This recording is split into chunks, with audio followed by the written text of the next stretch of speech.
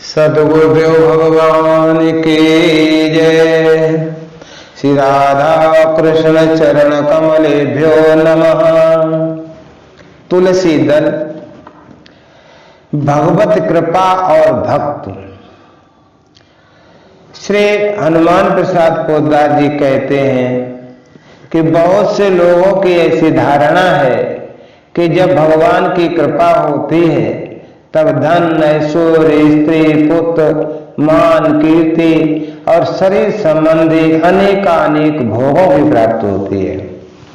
तो जिन लोगों के पास भोगों का बाहुल्य है, बस केवल उन्हीं पर भगवान की कृपा है, या भगवत कृपा उन पर है जिनकी विपत्ति को भगवान टाल देते हैं। भगवत कृपा का इस प्रकार क्षुद्र अर्थ करने वाले लोग बड़े ही दया के पात्र हैं। ऐसे लोगों को भगवत कृपा का यथार्थ अनुभव हुआ नहीं है। वास्तव में संपत्ति या विपत्ति से भगवान की कृपा का पता नहीं लग सकता। भगवत कृपा नित्य है, अपार है और संसार के समस्त प्राणियों पर है। उस कृपा सुधा की अनवरत वर्षा हो रही है। जो लोग उसका यथार्थ अनुभव न कर केवल विषयों की प्राप्ति को ही भगवत कृपा समझते हैं, वे ही लोग विषयों के नाश या अभाव में भगवान पर पक्षपात, अन्याय और कृपालु न होने का कलंक बड़ा करते हैं। सच्ची बात तो यह है कि भगवान का कोई भी विधान कृपा से शून्य नहीं होता।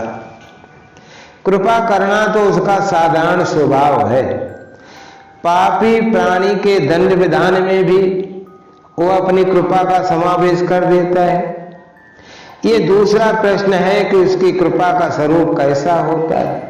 इसमें कोई संदेह नहीं कि कृपा का भीतरी स्वरूप तो सदा ही सरस और मनोहर और मधुर होता है, परंतु बाहर से वो कभी सुंदरम सुंदराणाम, सुंदर से भी सुंदर स्वरूप में दर्शन देती है, तो कभी भीषणम भीषणानाम, भयानक से भयानक रूप में प्रकट होती है।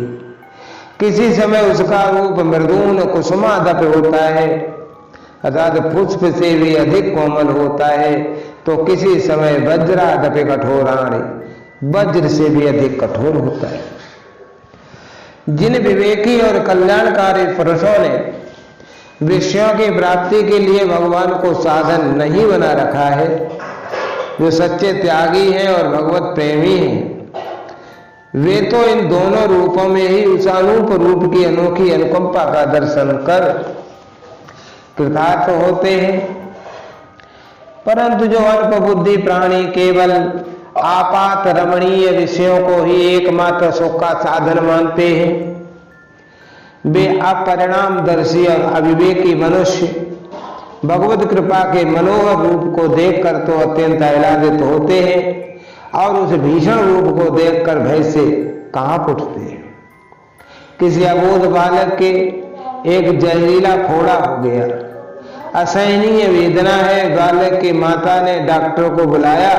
डॉक्टर ने चीरा लगवाने का परामर्श देते हुए कहा कि ये बहुत शीघ्र शल्य क्रिया यानी ऑपरेशन नहीं की जाएगी तो फोड़े का विष समस्त शरीर में फैल जाएगा और ऐसा होने से बालक के मर जाने की संभावना है। तो माता ने बालक का हित समझकर चीरा लगवाना स्वीकार कर लिया। डॉक्टर साहब ने चीरा देने लगे तो उस समय उस अपरिणामदर्शी अबोध बालक ने शल्य क्रिया की क्षणिक वेदना से व्यथित होकर बड़े जोर जोर से रोना आरंभ कर दिया और चीरा दिलाने वाली माता को प्रत्यक्ष शत्रु समझकर बुरी भली कहने लगा। जयदीप प्रथम दुख पावई, रोवई बाल अधीर, व्याध ना सहित जननी, गणत न सो शिशुपी। माता ने बालक के रोने और बकने की कोई परवाह नहीं की, उसे और भी जोर से पकड़ लिया। शल्य क्रिया हो गई। चीरा लगाते ही अंदर का सारा विष बाहर निकल पड़ा। बालक की समस्त पीड़ा मिट गई और वो सुखपूर्वक फिर सो गया। तो बालक अज्ञान से चीरा लगवाने में रोता है और समझदार लोग जानबूझकर चीरा लग जाते हैं। बस इसी दृष्टांत के अनुसार तिम रघुपति निज दास कर हरहि मान हित लाग, तुलसीदास ऐसे प्रभु ही कस न भजऊ भ्रम त्याग।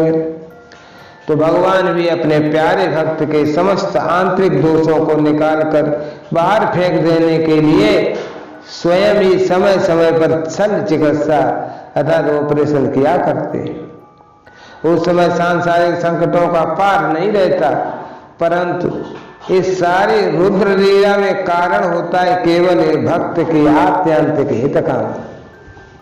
तो जिस प्रकार दयामयी जननी अपने प्यारे बच्चे के अंग का सड़ा हुआ अंश कटवा कर फेंक देती है, उसी प्रकार भगवान भी अपने प्यारे बच्चों के हित कामना से उनके अंदर के विष को निकाल कर फेंकवा दिया करते हैं।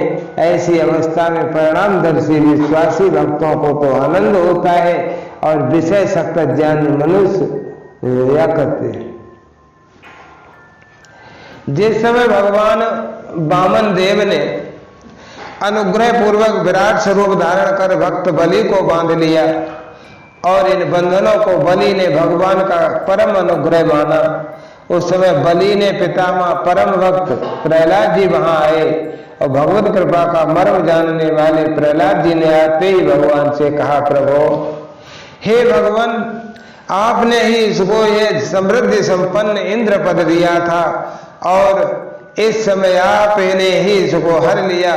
मेरी समझ से आपने इसे राज्य लक्ष्मी से भ्रष्ट करके इस पर बड़ा अनुग्रह किया। लक्ष्मी को पाकर मनुष्य अपने को भूल जाता है। जिस लक्ष्मी से विद्वान और संयमी पुरुष भी मोहित हो जाते हैं, उस लक्ष्मी के रहते हुए कौन पुरुषात्म तत्व को यथार्थ रूप से जान सकता।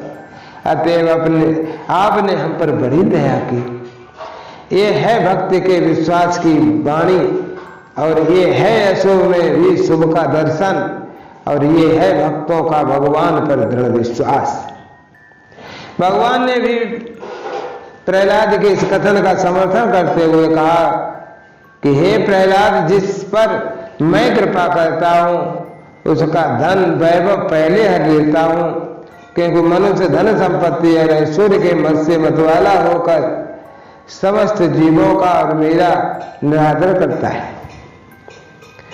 जिस धन संपत्ति से इतना अनर्थ होता है, केवल उसी की प्राप्ति में परमात्मा की कृपा मानना कितनी बड़ी भूल है। परंतु उपयुक्त भगवान के वचनों से कोई समझ कर न कांप उठे कि भगवान तो अपने भक्तों को धन ऐश्वर्य का नाश ही किया करते हैं। अरे भाई, ये बात नहीं है।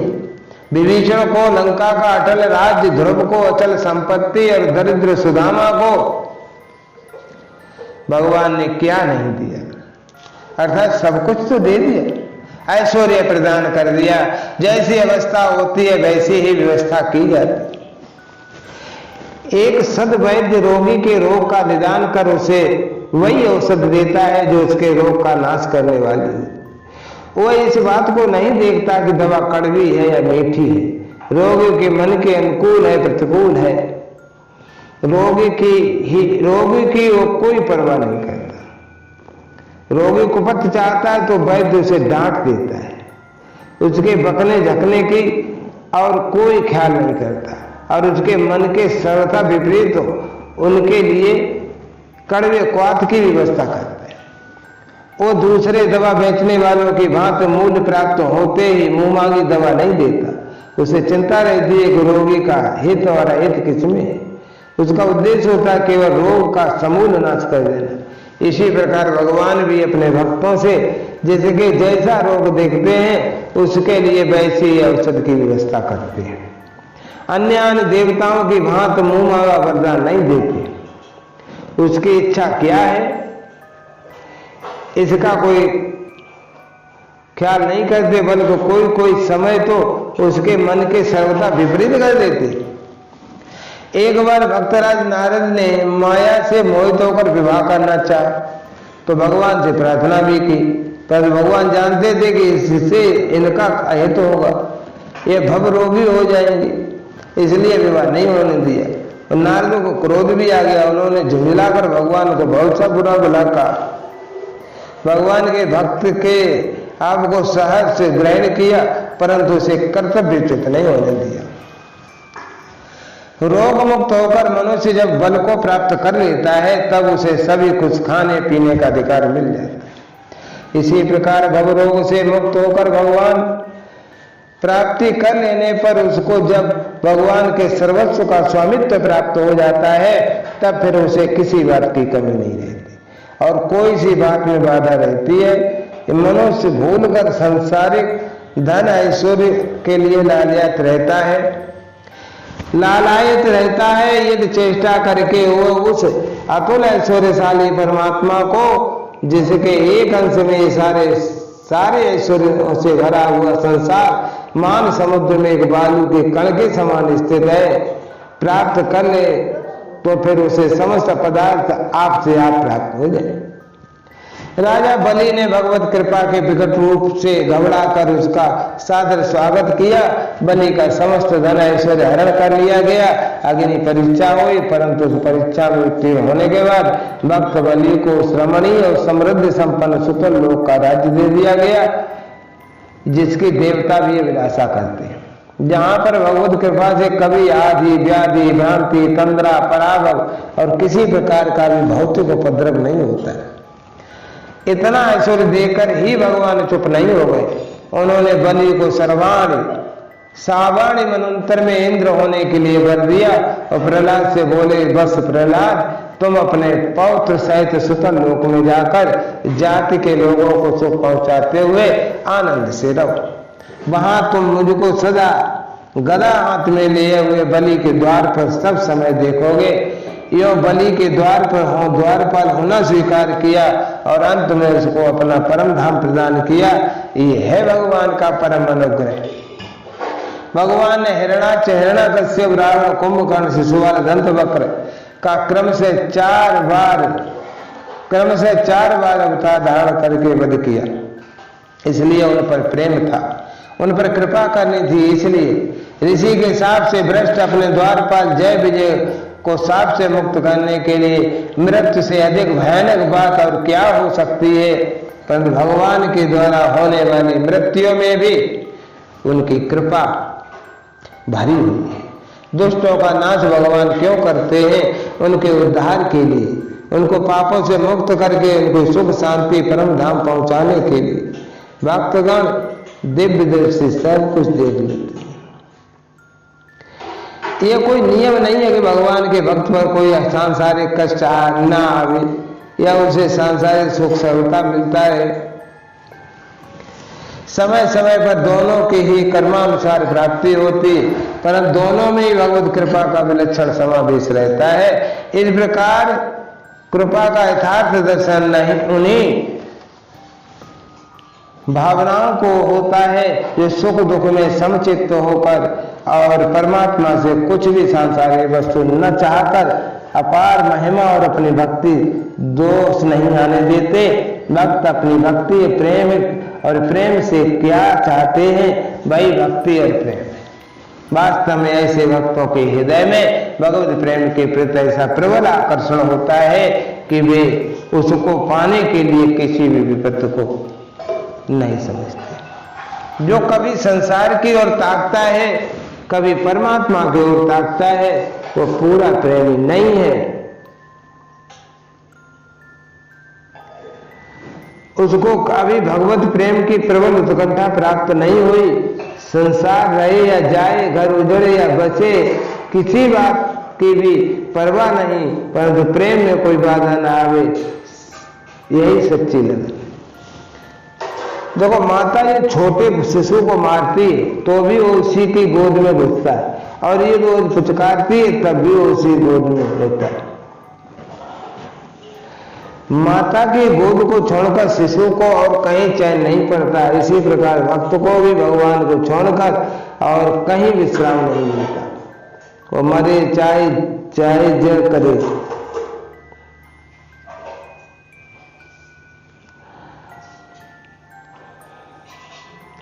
माता की गोद छोड़कर शिशु को और कहीं चैन नहीं पड़ता, इसी प्रकार भक्त को भी अपने भगवान को छोड़कर कहीं विश्राम नहीं मिलता। वो चाहे मारे चाहे फिर प्यार करे, भक्त एक क्षण भी उसके बिना रह नहीं सकता। संभव है कि भक्त पर विपत्तियों के बादल चारों ओर से मंडराने लगे, ये भी संभव है कि उसका समस्त जीवन केवल सांसारिक विपत्तियों में ही बीते और एक क्षण भर के लिए भी विपत्ति का अभाव ना हो, तथापि उसका मन उस प्रेमानंद में इतना मगन रहता है कि उसको भूल कर भी भगवत कृपा के पाक से संबंध कभी किंचित भी संदेह नहीं होता। चातक पर यदि उसका प्रियतम मेघ पत्थरों की वर्षा करे तो मेघ से प्रेम करना छोड़ देता है क्या उसके प्रेम में कुछ भी अंतर पड़ता है? कितना बढ़िया रूपक दिया है तुलसीदास जी ने कि ओपल बरस गरजत तरज डारत कुल से कठोर चितब की चातक मेघ तज कबहु दूसरी। भयानक वज्रपात से उसके प्राण भले ही चले जाएं, परंतु प्रेमी चातक दूसरे तरफ कभी नहीं ताकता। इसी प्रकार भक्त भी नित्य निश्चिंत तो होकर रहता है, उसे न तो दुखों में उद्वेग होता है न उसको सुखों में स्पृहा होती। यो न हृष्यति न द्वेष्टि न सोचति न कांक्षति शुभाशुभ परित्यागी गुणातीता स उच्यते। शुभाशुभ परित्यागी भक्त मान्यासा में प्रिया, जो कभी न हर्षित होता है, न द्वेष करता है, न शोक करता है, न किसी प्रकार की आकांक्षा करता है, वो शुभाशुभ दोनों का त्यागी है, वो भक्तमान पुरुष मुझको प्रिय है। तो इसमें कोई संदेह नहीं कि लौकिक दृष्टि से समय समय पर भगवत कृपा का स्वरूप बड़ा ही भीष्म प्रकट होता है।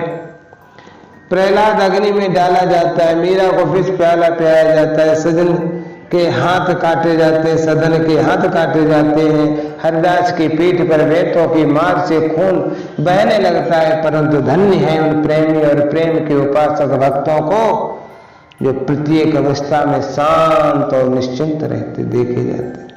उनकी स्थिरता में तिल भर भी अंतर नहीं पड़ता। कितने प्रगाढ़ विश्वास है, कितने भरोसे की बात है कि एक जरा सा कांटा गड़ जाने पर चिल्लाहट मच जाती है, अग्नि की जरा सी चिंगारी का स्पर्श होते मन व्याकुल होता है, परंतु वे भक्तगण जो परमात्मा के प्रेम के लिए अपने आप को खो चुके हैं, बड़े चाव से सारी यात्राओं और कलेशों को सहते रहते हैं। प्रेम न बाड़ी नीपजे प्रेम न काट बिकाए, राजा प्रजा जेहि रुचे शीश दे ले जाए। लोग कहते हैं देखो बेचारे को कितना कष्ट हो रहा है, सारे जीवन राम का नाम लिया परंतु कभी सुख की नींद नहीं सो सका। आजकल भगवान के यहाँ न्याय नहीं हो रहा, ये तो बेचारे 24 घंटे भजन करता है और उसी पर दुखों का पहाड़ टूट पड़ा। लोगों की ऐसी बातें, भोली बातों को सुनकर भी भक्त विभक्ति संपत्ति लात मार को ऊंचे से ऊंचे उठ गए। वे सांसारिक लोग इस बात को नहीं जानते भगवान कभी को किसी पहुंचाया नहीं चाहते। भक्त के सामने भगवान जो दुखों का रूप प्रकट करते हैं सो केवल उनके कल्याण के लिए ही करते हैं। यदि केवल सुख में ही भगवान का रूप दिख पड़ता है तो क्या दुख में उनका अभाव हो गया? ये सुख में उनकी व्याकुलता है तो दुख में भी है। कोई भी ऐसी अवस्था या कोई भी ऐसा पदार्थ नहीं है जिसमें वो न हो। इसी बात को पूर्ण रूप से प्रकट करने के लिए भगवान अपने भक्तों के सामने दो स्वरूप प्रकट करते हैं।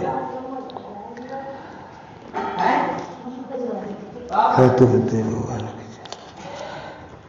हे नाथ, मैं आप परमेश्वर से अणमाद सिद्धियों से युक्त गति या मुक्ति को नहीं चाहता। मेरी यही प्रार्थना है कि मैं ही सब प्राणियों के अंतर्गत को दुख भोग करूं जिनसे सबका दुख दूर। परम भक्त प्रहलाद ने कत्र कंठ से कहा था, प्रभु मेरा चित्त तो आपके चरित्र गान रूपी सुधा समुद्र में निमग्न है। मुझे संसार से कोई भय नहीं है, परंतु मैं इन इंद्रियों के सुखों में लिप्त और भगवत विमुख इन असुर बालकों को छोड़कर अकेला मुक्त नहीं होना चाहता। ये है भक्तों की वाणी। संसार भर का दुख भी अपने मस्तक पर उठाने को प्रस्तुत है। दीन दुखियों का उद्धार हुए बिना अकेले अपना उद्धार नहीं चाहते। कष्ट देने वाले के लिए भी भगवान से क्षमा मांगते हैं। कष्टों की कोई परवाह नहीं। परवाह क्यों हो? उन्हें तो कष्टों की भीषण मूर्ति के अंदर उस सलोने श्याम सुंदर की नवघन मूर्ति प्रकट होती है। इसी से वे समस्त सुख और दुख भार को केवल भगवत प्रसाद समझकर सानंद ग्रहण करते हैं। कोई स्थिति उन्हें विचलित कर ही नहीं सकते। वे उस परम लाभ को पाकर नित्य उसी में रमण करते हुए प्रेम के परमानंद में निमग्न रहते हैं। इसीलिए तो भगवान कहते हैं, यम लब्ध्वा चा परम लाभम मन्यते नाधिकम ततः यस्मिन् स्थितो न दुखेन गुरुणापि विचाल्यते। परमात्मा की प्राप्ति रूप लाभ को पाकर उससे अधिक दूसरा कुछ भी लाभ नहीं मानता, और भगवत प्राप्ति रूप अवस्था में स्थित वह भक्त बड़े से बड़े दुख से भी चलायमान नहीं होता। ये है स्वरूप भगवत कृपा का। बोले सतगुरुदेव भगवान की जय। जय राधा जय राधा राधा जय राधा जय श्री राधा। जय कृष्णा कृष्णा जय कृष्णा जय श्री कृष्णा।